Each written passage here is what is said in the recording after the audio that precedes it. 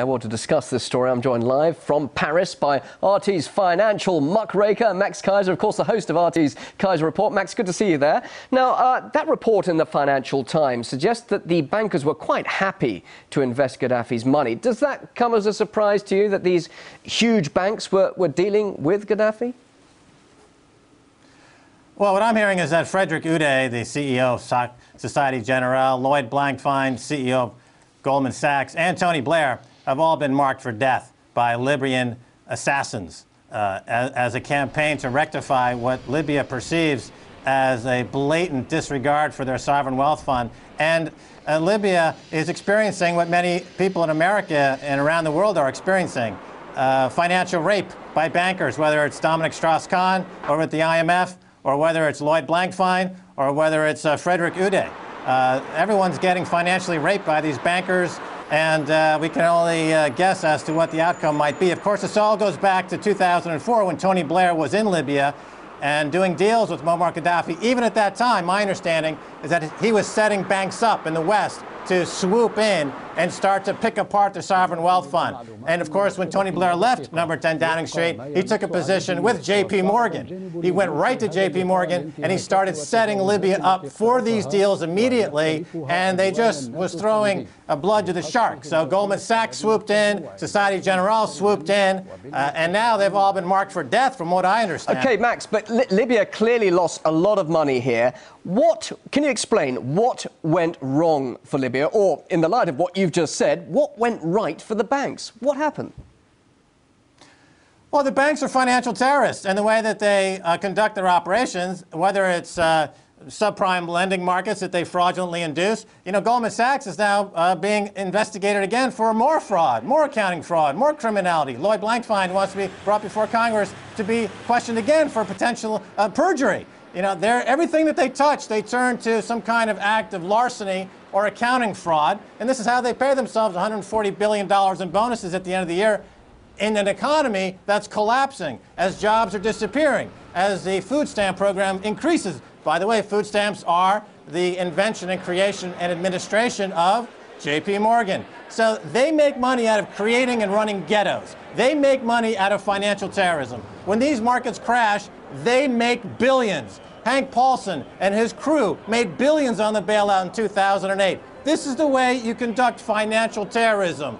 And all the money that Obama has been spending to fight so-called terrorism elsewhere in the world, he would do the world a great big favor by going down to Wall Street, arresting the financial terrorists, and throwing them in Guantanamo Bay and having them tortured, of course, because of their crimes against humanity. A little earlier, you were saying that many Libyans will want the heads of certain people on a block, the likes of Blair and, of course, these bank executives. But could Libya get their money back, or could the banks actually refuse to pay what they've lost? Well, the banks have at their disposal, for example, right now, in the United States, there is talk about the debt ceiling. And they want to raise the debt ceiling, and people in America don't want to raise the debt ceiling. So what Wall Street is telling Washington and the American people, either you raise the debt ceiling or we're going to crash the stock market, because they use weapons of mass financial destruction. So they use markets as a weapon.